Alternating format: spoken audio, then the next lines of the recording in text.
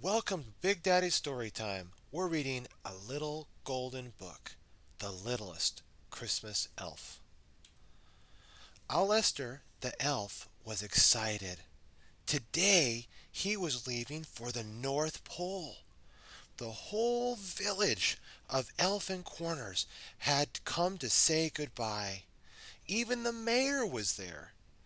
This year, Santa has sent for our merriest elf to join his workshop, the mayor said. We will miss Alester's songs and stories, yet Santa needs the best, and our Alester is a very special elf.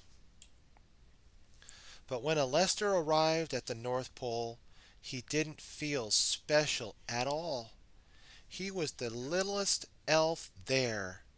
He was so tiny that the head elf McCafferty couldn't find him a job. McCafferty gave Alester a wagon to build, but Alester was too small to hammer. He gave him a dollhouse to paint, but Alester couldn't reach the roof. He gave him some bears to stuff, but that didn't work either. He's buried beneath them, said the elf in charge of bears. McCafferty shook his head. Just 2 weeks until Christmas, and we still have so much work to do. We have to find you a job. Perhaps you can sweep. But even the broom was too big for Alester, and the other elves began to laugh. Why, he's just a runt, said one elf. He poked a friend and giggled. He's smaller than I, said another, who stuck out his tongue. And absolutely useless, said a third. Santa should send him away. Alester blinked his eyes quickly so he wouldn't cry. I don't belong here, he thought. I'm so little, even Santa won't like me. Then he pushed through the crowd and ran from the room. But Santa won't send me away, said Alester, because he will never see me.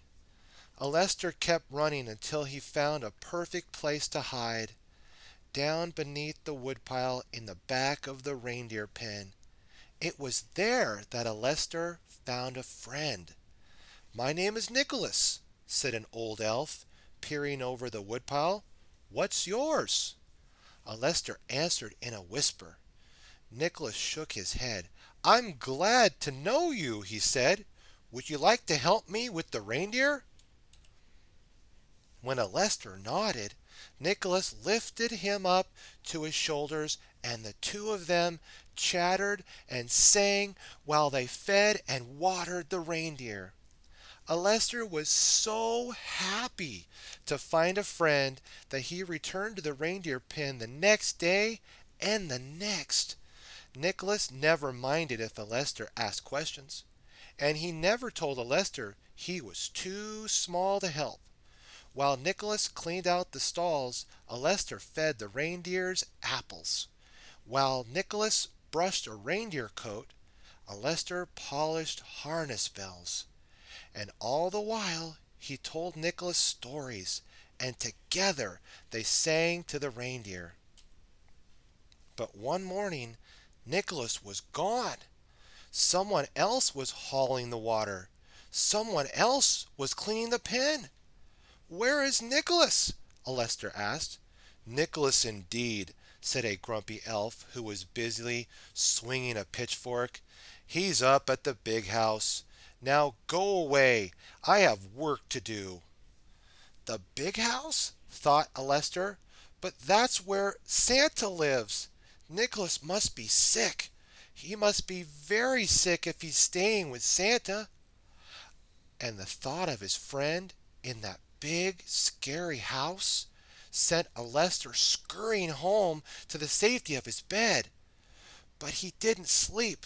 He was worried about Nicholas, and he missed him so much he knew he'd have to see him again. So the next morning, Alester packed a basket of fruit and started out for a visit. But the nearer he got to Santa's house, the slower his steps became. Finally, he stopped completely behind a Christmas tree in Santa's front yard.